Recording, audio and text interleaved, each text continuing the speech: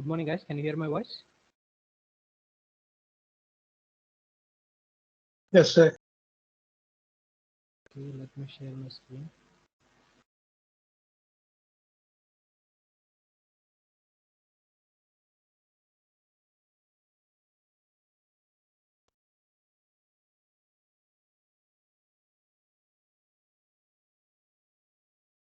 Is my screen visible?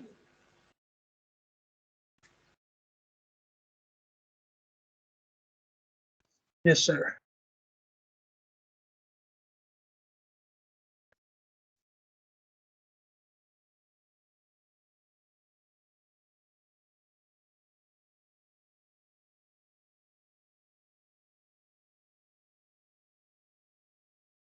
We'll wait for 1 or 2 minutes, then we'll start the class. Okay.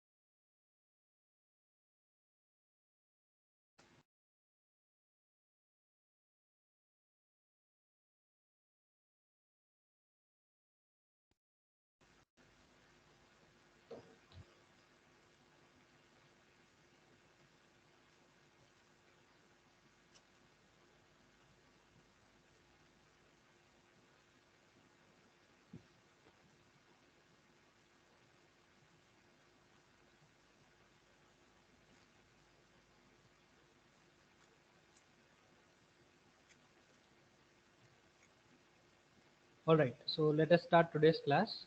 Uh, in the previous classes, we started with discussing operating system. We discussed what is the role of an operating system, what all it does. Then we switched our discussion towards data structures. We discussed various data structures like arrays, linked lists, and stacks, queues, trees, graphs. Uh, I wish I could uh, make you understand in a more detailed way. Many of some students give me feedback that when we have classes physically, that is making more understandable than in online. It's a challenge that we have to endure. If time permits, if any concepts that you haven't understood properly, we'll discuss at the end of the semester if time allows.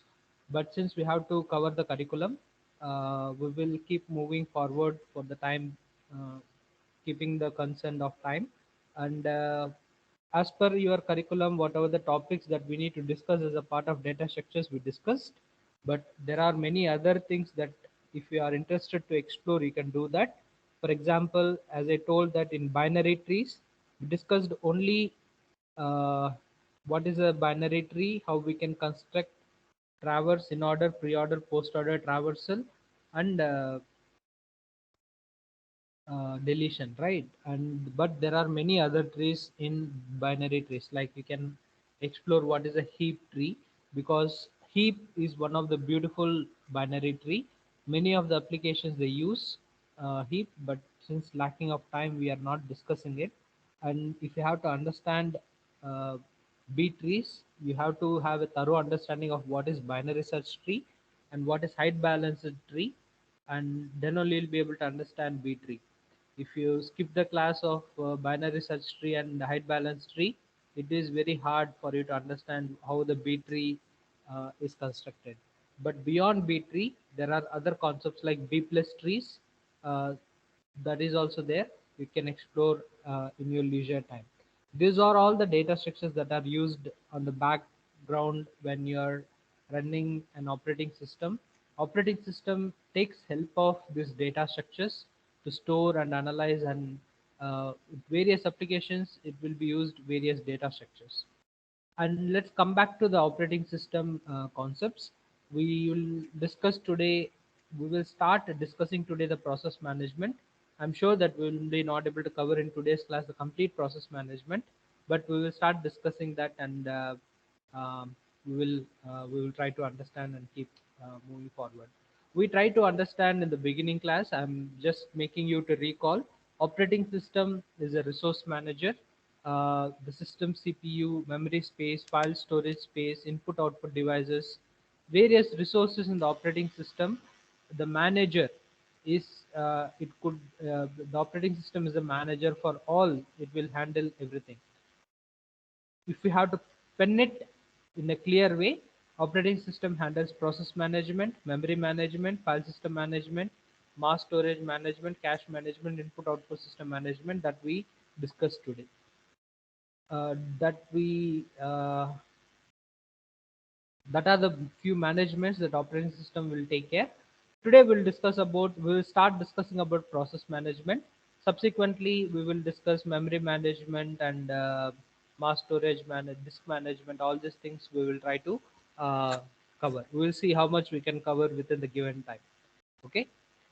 So fine. So let us discuss what is process management. I told you in the previous class what is process. A process is a program in execution. Whenever you are executing a program or a processor is executing a program, that is called process. You write a program, but when it goes into a execution mode, when it is executing, it will convert into a process. So a process is a program in execution. The process will need certain resources like CPU time, memory, files, input output devices to complete its task. Okay, so these resources typically allocated to the process while it is executing. It is not allocated before, it is allocated while it is executing. Systems consist of collection of process like operating system process executing system code, user process executing user code. It could possible, right? So all this process may execute concurrently. So there are many processes uh, are executing concurrently. If you have to look at it, I told you to take a look at a simple example and go to a task manager.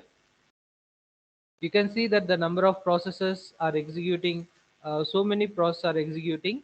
You can click more details. You see the processes. You see this. Only 4 applications I am running on the front end, like Google Chrome, Microsoft PowerPoint, a task manager, and sticky notes. But on the background process, if you observe, there are 54 processes are running on the background. Okay. Lot of processes, Java updates is running, Microsoft is running, Skype is running, Windows various drivers are running. You can see that Windows processes, client server runtime process is running, server host of various uh, processor running. See all this process, Windows operating system. See Windows process are the operating system. I installed this Windows operating system. The process belongs to the operating system. It is running. These are application process like the Word Web. Word Web is a dictionary that I installed. You can for exploring word dictionaries, and Skype is an application which are running on the background, but it is not active, but still some background process are running. And 4 applications which I am currently utilizing, they are running. On background, if you observe, just by default, it is not only the Microsoft operating system and PowerPoint and web browser, but there are so many background processor running. If you count that, see now it is one more increase. 55 plus 4, 59 plus uh, how many Windows operating processors? 86.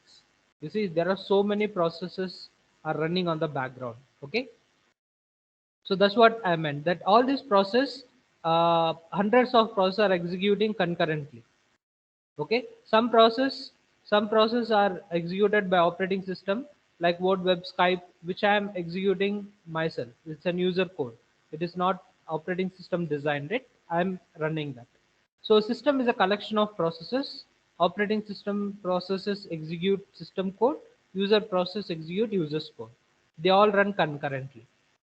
So let us try to understand how operating system, what are the various states in a process. So whenever a process is created, the process state, it is a new process. It will come into a new state. And whenever it is admitted, it will be getting into a ready state. Whenever it is in the ready state, then it will go to the running state. Okay, running state is where it is executed.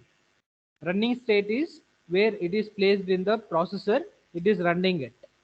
Some interrupt happened, some power happened, some keyboard interrupt happened, then it will come back to the ready state. Or if it is need an input output device, then it will go to input output, or some event it is waiting, it will go to the waiting state.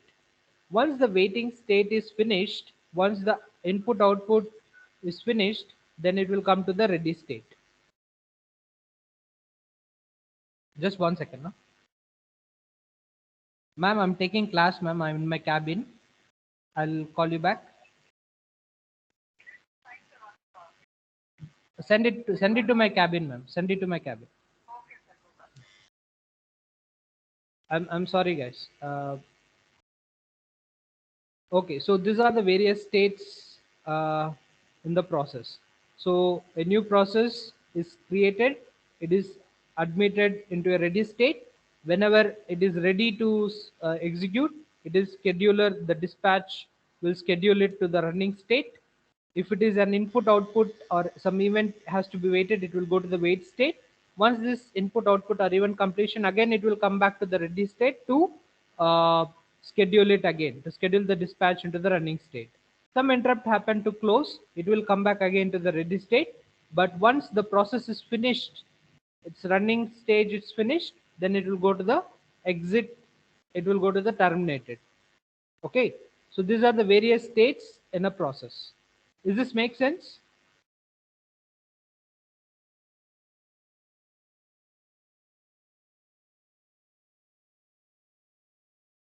Yes, sir. Simple, right? Like when a new process is submitted, it will be ready. Then when it is ready, it will go to execution by scheduler dispatch. When it is needed an input output event or event wait, it will go to the waiting state. Once this is finished, then again it will come to the ready state. From ready state, again it will go to the running state. When it is input output is happening, the processor will execute some other process. It will not be keeping idle. So when you are interrupting some process to get it back, you can stop it. So it will come back again to the ready state. Once the process finished its job, it will go execute, exit, and terminate. So these are the various states in a process. Okay. So new state is the process is being created. Running is the instructions are being executed. Waiting is the process waiting for some event to occur. Signal, signal or completion or reception of signal. Ready state is a waiting to be assigned to a processor. Terminated is its finished is execution. These are the various process states typically happens in an operating system. Each process in an operating system is represented by a process control block called PCB. This is very important. Each process is represented in an operating system by a PCB, process control block. This is also called as task control block.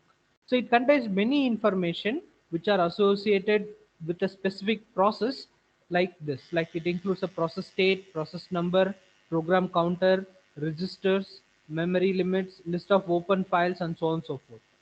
Okay, there are various each process is assigned with a unique process number, and what is the state of that process, whether it is in a waiting state or whether it is a running state, whether it is newly created, whether it is interrupted, I mean like a running state or ready state.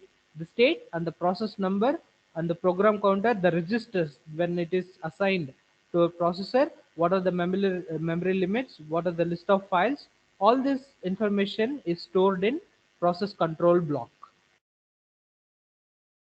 Okay, so process details all is represented in an operating system using process control block. This is very important. Okay, so let us try to understand a context switch. What is context switch? Switching the CPU core to another process requires performing a state to save the current process and a state restore of a different process. For example, let us assume that you have process P0, you have an operating system, and process P1. So process P0 is executing, there is no problem. So save the state into PCB0 process control block of for process P0 will be saved all these details. Then it is keep executing. When at some point of time process P1 turn will come, then it will load here process PCB1, reload the state of process PCB1, then this will start executing. You see that execution idle.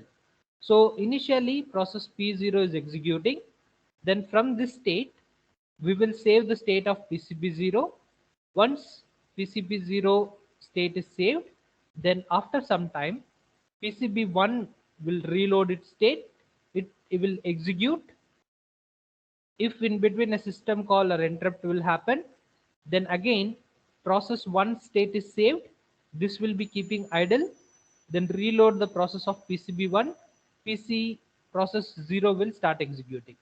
So when an operating system switches from one process to other process, it has to save the state of PCB, it has to save the process control block of that particular process and reload the next process which is need to be executed. So the switching of CPU core to another process requires performing a state to save the current process and a state to restore of a different process. This task is called context switch. Is this make sense?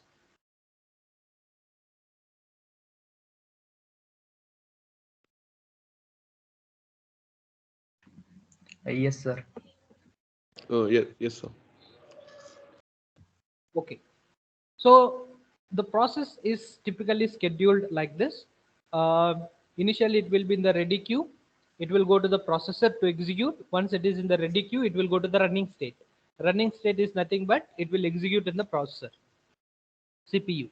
Once it is done, it's finished, it will go out. But in between, there might be many things may happen. It may request for IO input output request, then it will kept in an input output wait queue. Once it is finished, then again it will be placed in ready queue. Or there will be time slice expired. What is this time slice expired? I will clear it because all the process I told you, just showed you that there are so many processors are executing in an operating system. uh, it is executing concurrently. Concurrently means all these hundreds of processors are executing simultaneously. So the processor will allocate some time on each process, then it will switch. The context switch will happen, it will execute some other process, then it will keep spending some time on each process because it happens so fastly. For our people it may not make sense how the context switch will happen, how the process 100 process are executing concurrently. But because the instructions are executed in nanoseconds, um, that is like 1 second, you can execute uh, I mean 10 to the power of minus 9 instructions can execute per second. So because those many instructions are executed, some time supplies will expire. Again, it will be placed in the ready queue. It will wait for the next turn. It will make sense more when I discuss about CPU scheduling. After discussing CPU scheduling, I will tell you what is this time splice. But assume that because many processes are executing currently, process will not spend completely on one process. It will keep switching among many processes and it will come back again. Or else, if it is creating a child process, then child termination wait queue is kept, and child terminates, then it will come again placed into the ready queue. If an interrupt happened, either it might be hardware interrupt or a software interrupt, again it is placed in interrupt queue, and after that again it is placed into the ready queue to execute. These are the various possible phases it will happen when a process is scheduled. Anyway, so because the number of processes executing the memory, the number of processes currently in the memory is known as the degree of multiprogramming. The process could issue input output request and placed an input output wait queue. The process can create a new child process and placed in a wait queue till it awaits the child termination. The process could be removed forcibly from the core as a result of interrupt or having its time slice expire and put it back into the ready queue. These are the various possible cases of process scheduling. Now let us talk about CPU scheduling.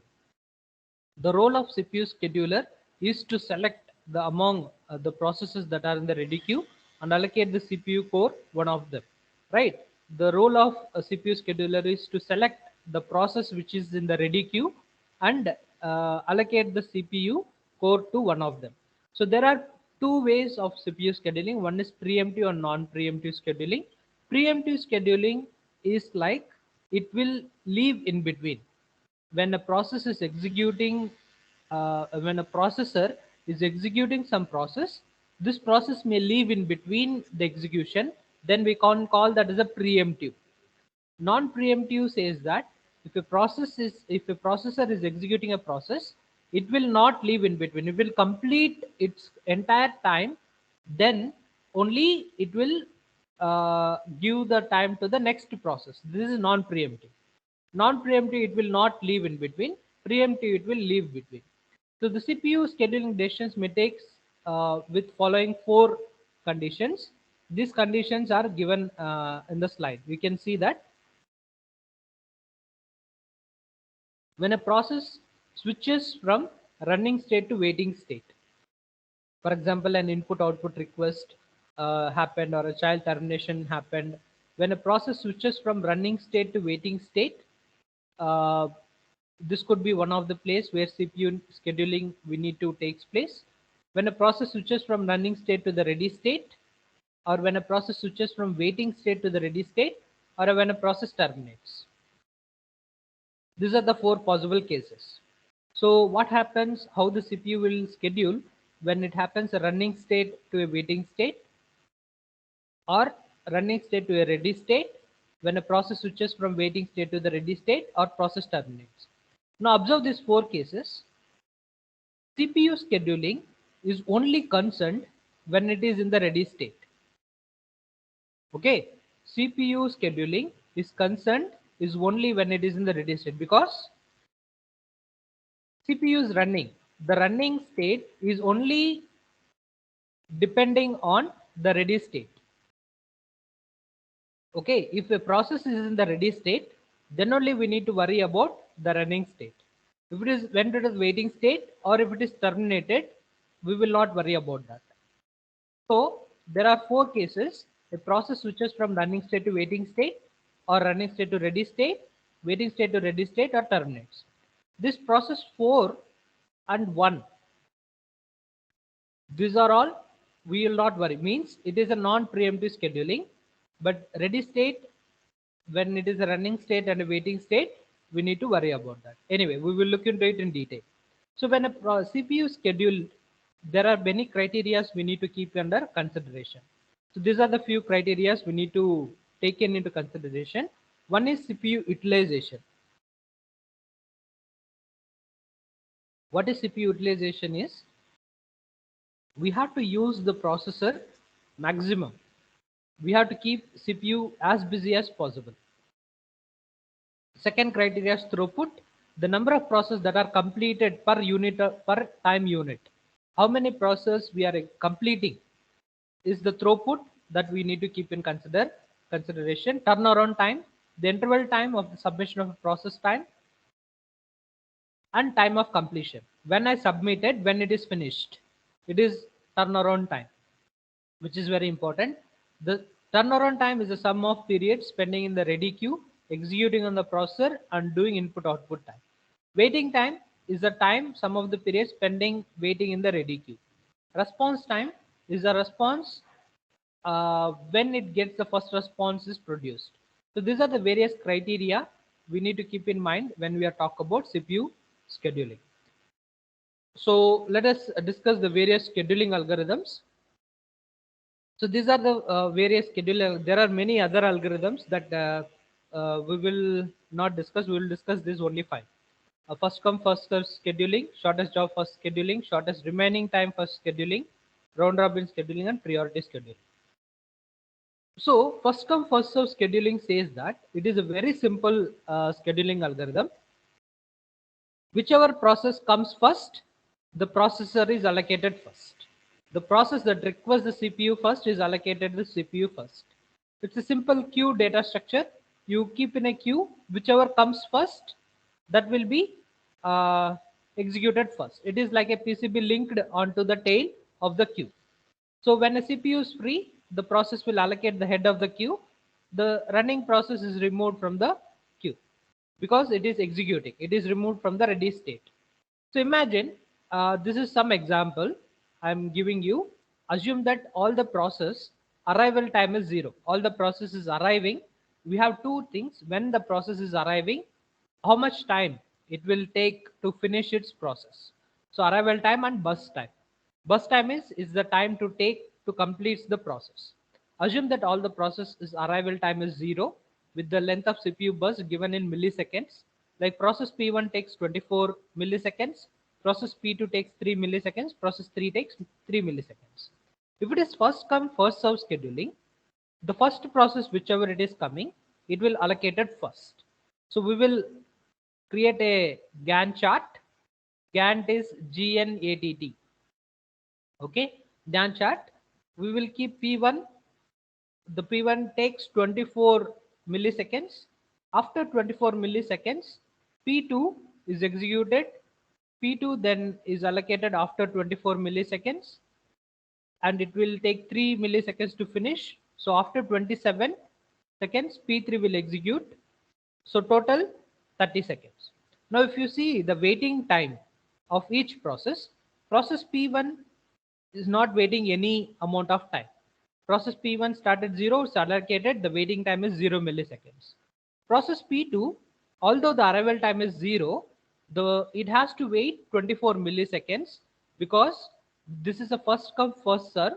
Process P1 will allocate and it will finish. So process P2 waited for 24 milliseconds.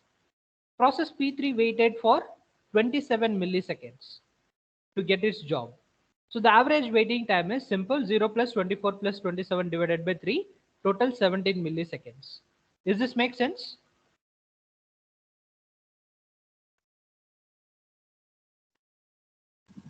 Yes, sir.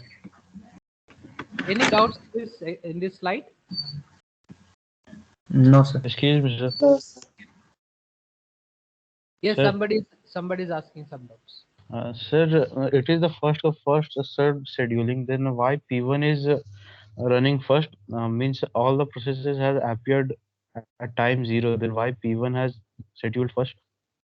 Yeah, that's what. See, P1 process 1 arrival time is 0, but we are assuming sequentially one after another. Process P1 is ready in the queue first. Assume Okay, that these are the sequence where we kept the process in the queue one by one. okay, sir. If this is the order in the queue, it is waiting, then the average waiting time is like this. Tell me what is the disadvantage of this process, if this scheduling?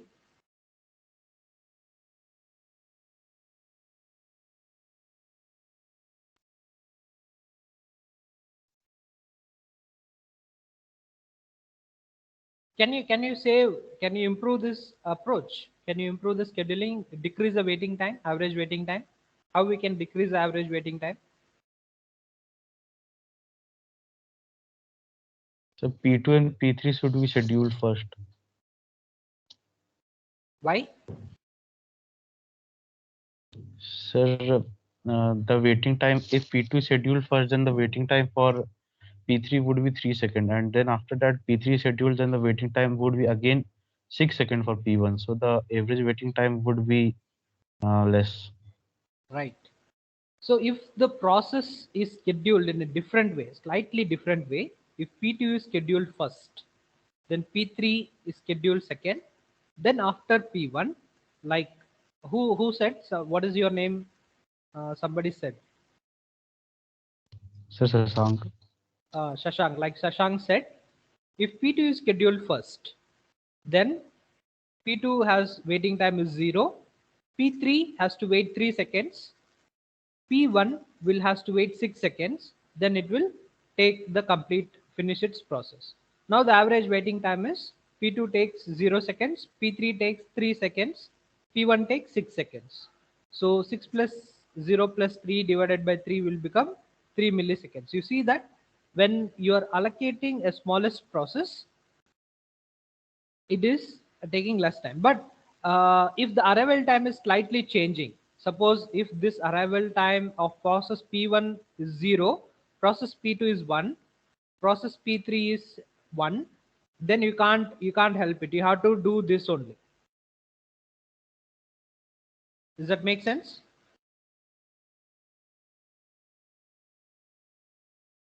If arrival time,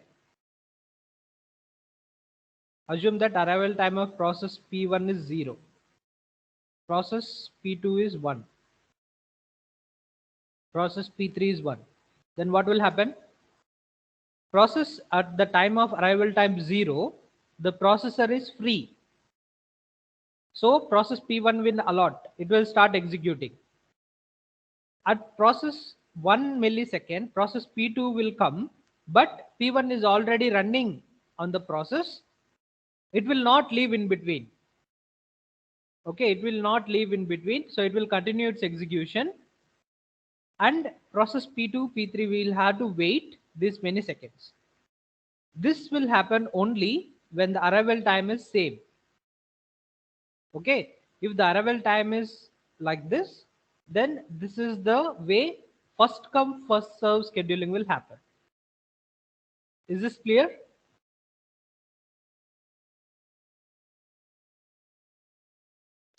Yes, sir. Okay, anyone want me to repeat this?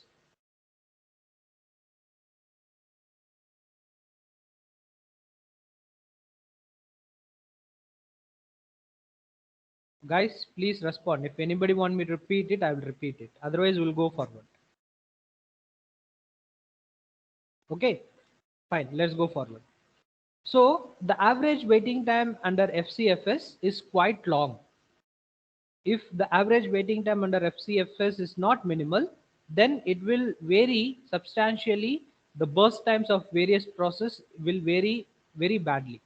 So this is called a convoy effect. Means all the other process wait for one big process to get off the CPU. Because convoy effect, if a military guy is coming or somebody is coming, till they come, you have to keep waiting. We don't have any choice. Although the road is empty, although the road is clean, still you cannot access it because the process is occupied in that. This will give a lower CPU and device utilization, and because the waiting time is more, the shorter process which needs only some amount of time, it is not possible to execute to go first. Okay, so this kind of algorithm is called non-preemptive algorithm, because once process is allocated, see, once process is allocated, it will not live in between. This is called non-preemptive. It will not live in between. Process will not live in between. Okay, this is called non-preemptive. But there are algorithms, it may live in between also. Then we call them as a preemptive scheduling algorithm. So FCFS is this scheduling which is a non-preemptive algorithm. Okay, so it is observed that if we have to decrease the waiting time, then if you choose the process which has less burst time first, then your overall waiting time is decreased, right? I repeat it. If you select the process which has less burst time, then your overall waiting time is decreased. So you have to choose the job which has lower burst time in order to decrease the waiting time. That's where we can call a second approach called shortest job first scheduling. Okay, shortest job first scheduling. Uh, yeah, this is one more slide. We'll discuss shortest job first scheduling. So in shortest job first schedule is assigned to a process that has the smallest CPU burst.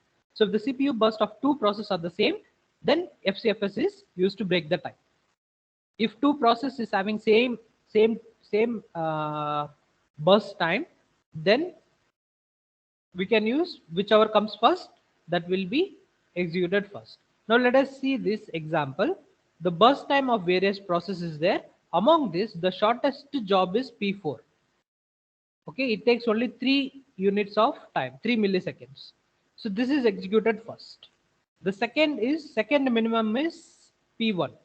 So P1 is executed second. The third is P3. Then fourth is P2. If we keep in this order, P4 is executed first. The waiting time of P4 is 0 seconds. It is 0 seconds. The second process is scheduled is P1. P1 will wait 3 seconds. Okay, to execute. P1 will wait 3 seconds. The next process is P3. P3 will wait 3 plus 6, 9 seconds. P3 will wait 9 milliseconds. P2, then it is scheduled 8, 9 plus 7, 16 milliseconds. So P2 will wait 16 milliseconds. Then the overall average waiting time is 3 plus 16 plus 9 plus 0 by 4, which is 7 milliseconds. Does this make sense?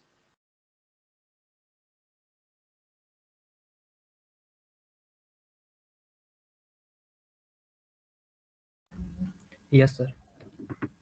Yes. So the smallest burst time we will schedule first. If you choose that, then the average waiting time will be always less. If you allocate first time first serve, if you allocate this job in FCFS, what is the average waiting time? Tell me.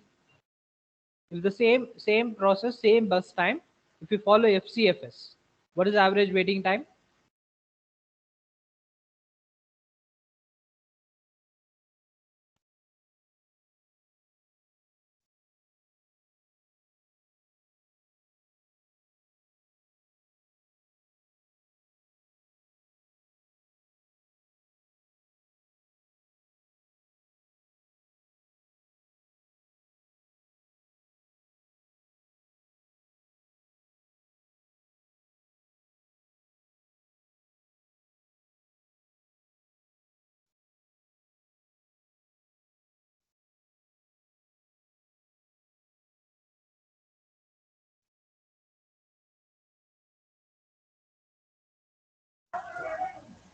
Seven 7.25 millisecond. Process P1 will wait 0 time. Let me take pen. Process P1 will wait 0 milliseconds. Process P2 will wait 6 milliseconds. Process P3 will wait 6 plus 8, that is 14 milliseconds. Process P4 will wait 6 plus 8 plus 7, that is 14 plus 7, 21. 21 milliseconds. So what is the total? This is 20, 20, 41. 41 divided by 4. This will give you 10.2.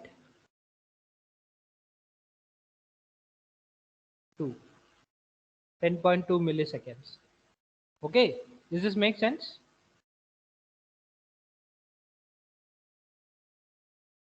If it is FCFS, first, if it is first come first serve, then in order this sequence, process P1 will not wait any time. This will wait 0 milliseconds. Process P2 will wait 6 milliseconds because it has to wait till the P1 is finished. Process P3 will wait till P1, P2 both finish. So 6 plus 8, 14. Process P4 will wait all three processes finish. 6 plus 8 plus 7. So total submit divided by 4, it will give you 10.2 milliseconds. But if you go for shortest job first, you'll get it. You'll finish all the jobs in 7 milliseconds. This is better. Is this clear? Sir, your voice is cracking, sir. Now it's better. No, sir. Others could able to hear me. Yes, sir, it's better. I think there is network issue from his side. Okay. So this is make sense.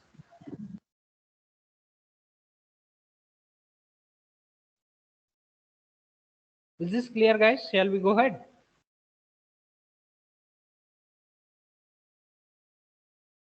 Yes, sir. Yes, sir.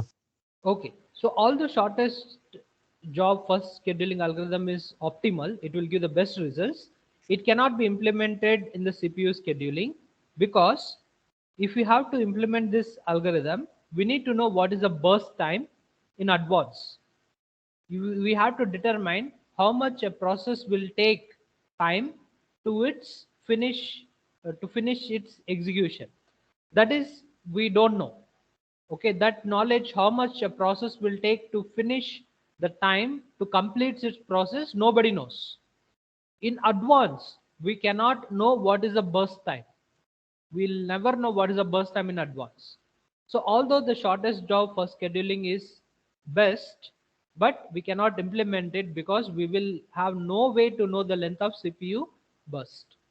Shortest job first can be either preemptive or non-preemptive. The choice arises when a new process arrives at the ready queue while the process is still executing. Although this is not possible to implement, this is the best algorithm.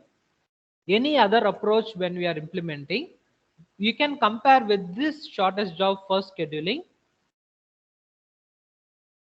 to compare how best is your algorithm. If your waiting time is as close as shortest job first, then your algorithm is good enough. Without having the knowledge of the process burst time, we have to schedule the algorithm, decrease the average waiting time and increase the process utilization. Anyway, so a preemptive shortest job first scheduling algorithm, when it is currently executing the process, is called shortest job first, but a non-preemptive shortest job first will allow the currently running process to finish its CPU burst. Anyway, the preemptive shortest job scheduling, sometimes called the shortest remaining time first scheduling, that also we'll discuss. So in shortest remaining time first, what will happen is you have process, you have arrival time, you have burst time. So process P1 started at 0 and the burst time is 8 milliseconds. So at arrival time 0, there are no other process exists. So what will happen is process P1 is allocated. Process after P1 is allocated, uh, just give me 1 second. Yes.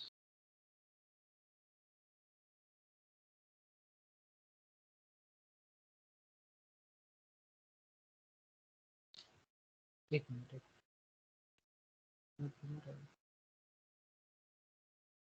Extension of this.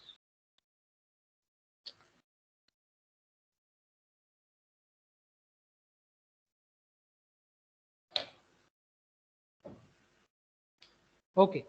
So at process P, at arrival time 0, process P1 is executed because there are no other process in the CPU cycle. So it is executed. At the time 1 millisecond, process P2 will come. Now it will compare the burst time. The remaining time for P1 is 8 minus 1, 7 milliseconds.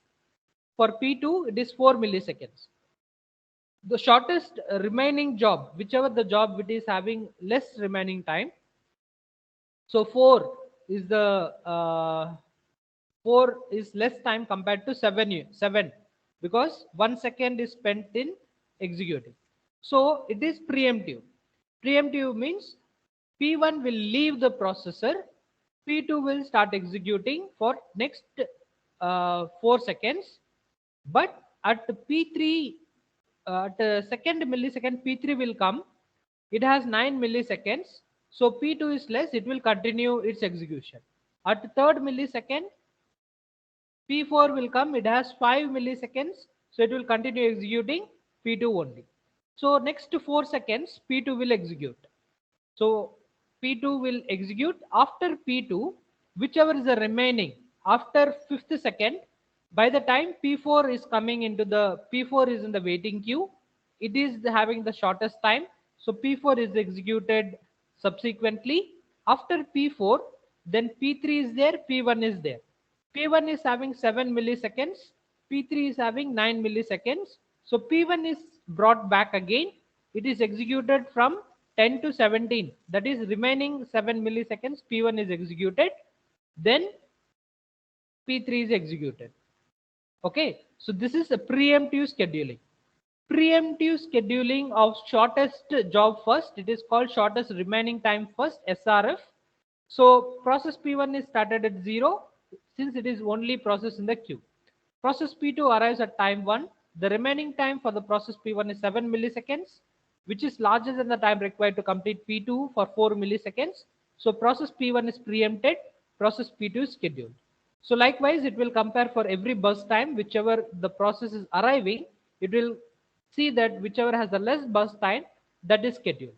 The average waiting time in this example is process P1 is waited, it did not wait at any time, it executed, but again it waited for 10 milliseconds. So 10, then 1 millisecond, it is finished already. So 10 minus 1 plus process P2 waited for 1 millisecond. Okay, 1 millisecond, but it arrived at first millisecond. So 1 minus 1 is 0. Then process P3 arrived at second millisecond, but it waited up to 17 milliseconds, but the arrival time is 2 milliseconds.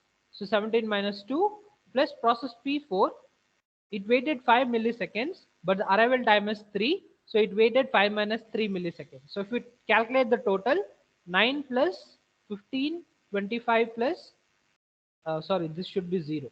My mistake. This did not waited, right? Arrival time is 0.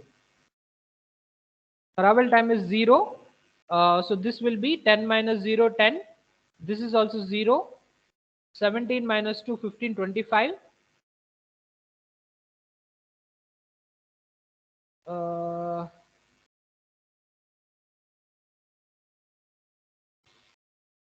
This should be 27, right?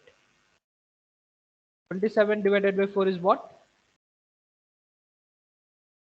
6 point.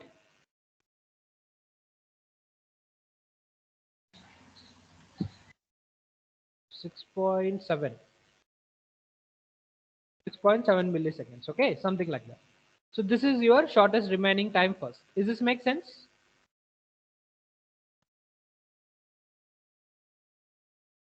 Is this clear?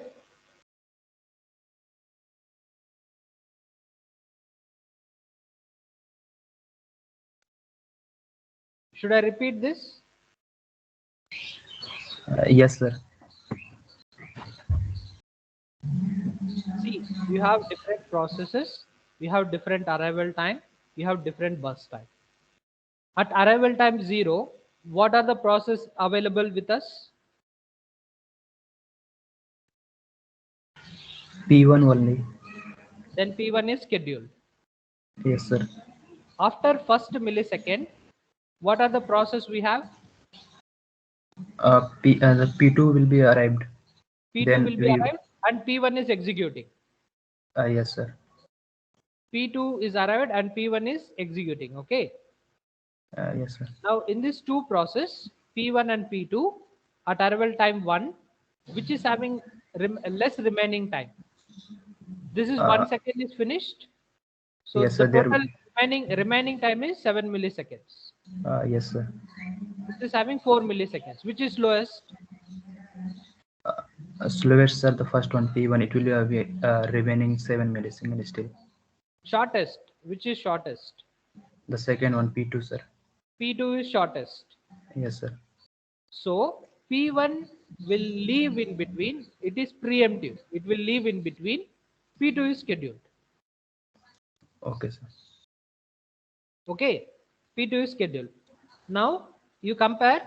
Now at second millisecond, at Second millisecond, P3 is coming. Yes, sir.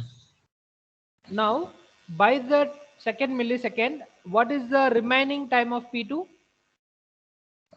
Sir, 1 sec, 4 minus 1, 3, sir. Okay, 3 milliseconds. At second millisecond, P3 is coming. It is having 9, burst time is 9. Which is Yes, sir. shortest? P2, sir. P2 will continue. Okay, sir. At the third millisecond, P4 is P4. also coming. Yes, sir. P4 burst time is 5. What is Yes, the sir. P2 burst time? Sir 1 और minus हो जाएगा sir, 2 हो जाएगा sir. 2 हो जाएगा. Which is the shortest? Sir P2. So P2 will continue till 5 milliseconds. Okay, Till sir. 4, till it finished, P2 will continue. Okay, that's Yes, sir. what.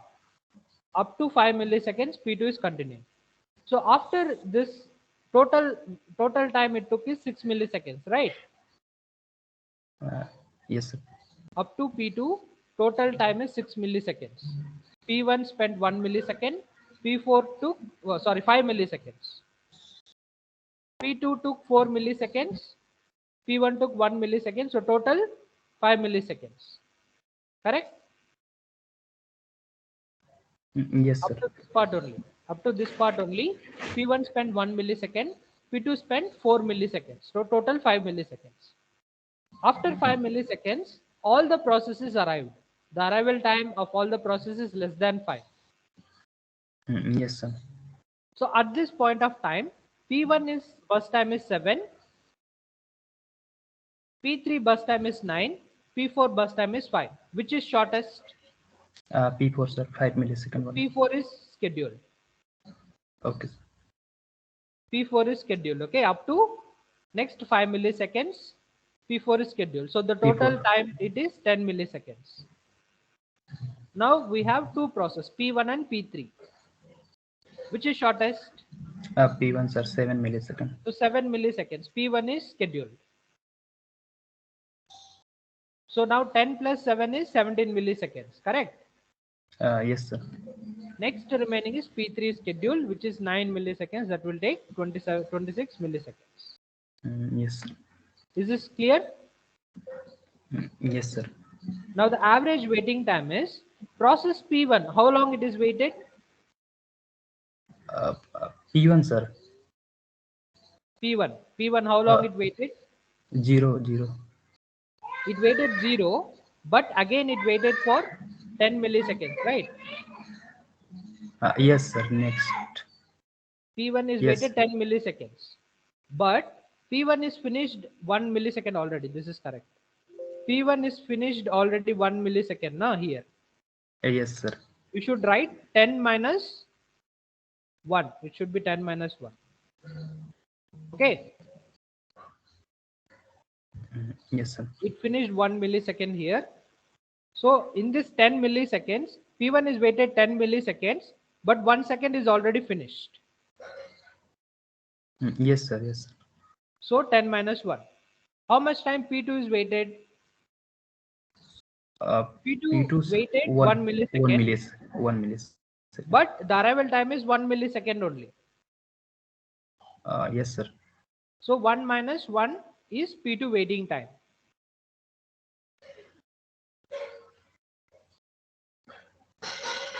P2 here it is showing that in the GNAN chart, we waited 1 millisecond. It started executing at first millisecond.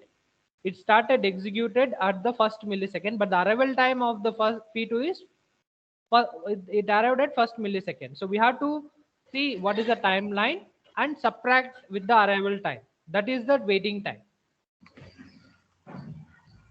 Okay. So P2 started executing at first millisecond. It arrived at first millisecond. So that's why P2 is 1 minus 1.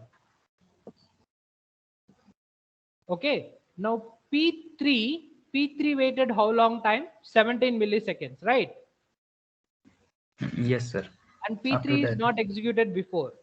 P3 is not executed before. P3 waited 17 milliseconds. But in the 17 Yes. milliseconds, the waiting time is it arrived at second millisecond.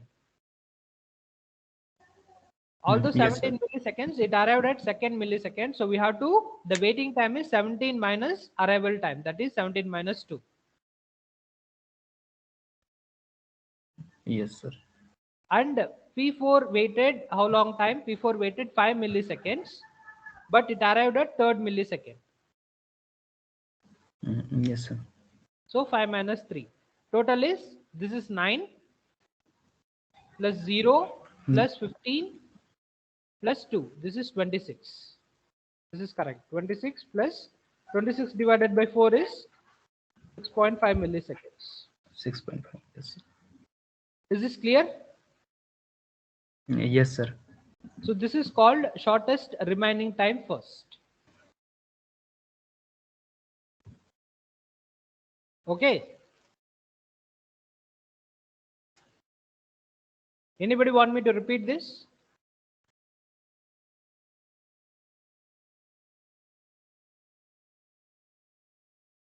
No, sir. Okay. Now this both shortest job first, shortest remaining first. They are not possible really. Okay.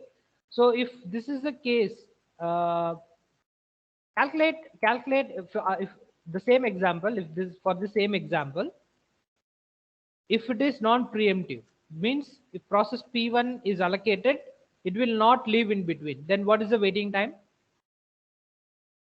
This is a preemptive algorithm. Okay. If it is non-preemptive, means process P1 is allocated, it will continue its execution. Then what will happen? Then what is the waiting time?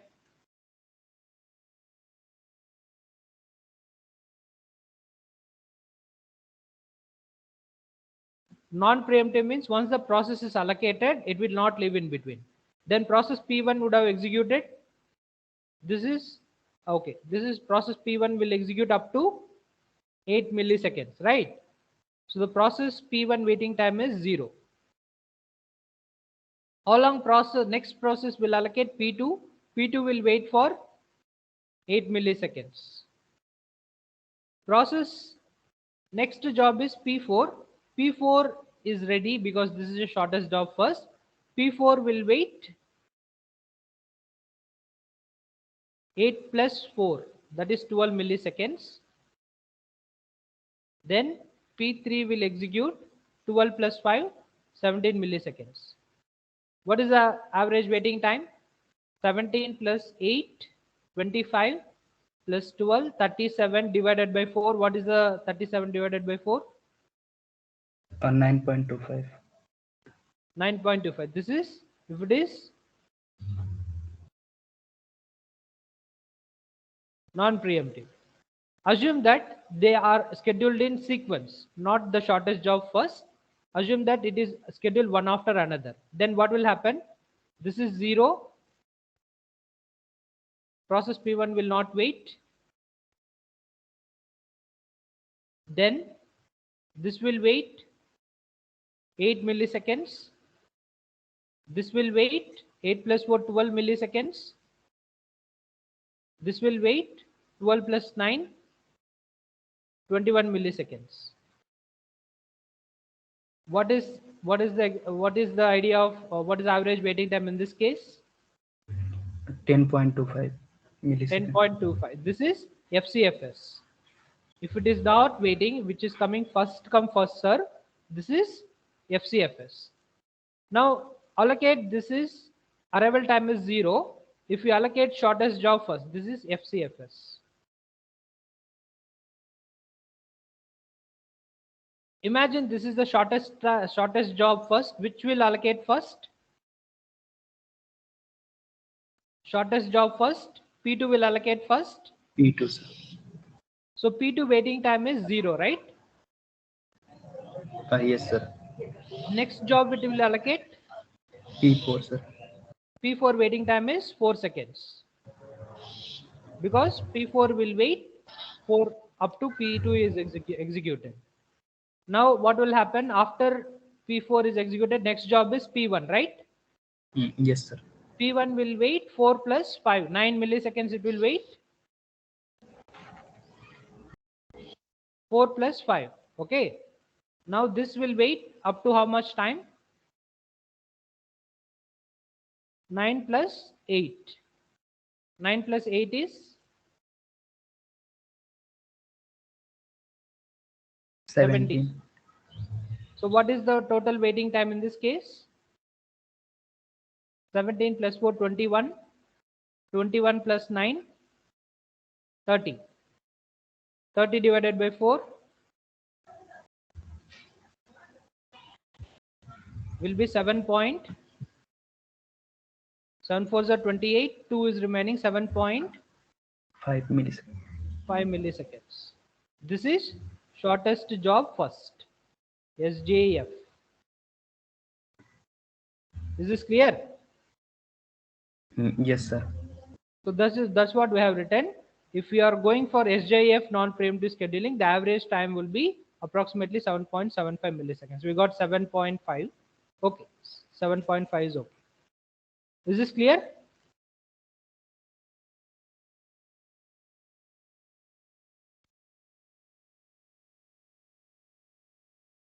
Yes. So you see this first come first serve is very bad because once CPU is allocated to the process, that process keeps the CPU until it releases the CPU, terminating other request of IO. FCFS is a very troublesome interactive systems to share other process at a regular intervals, which is not possible. It would be disastrous to allow one process to keep CPU for an extended period. That's why FCFS is very bad. But we went for shortest job first and shortest remaining time.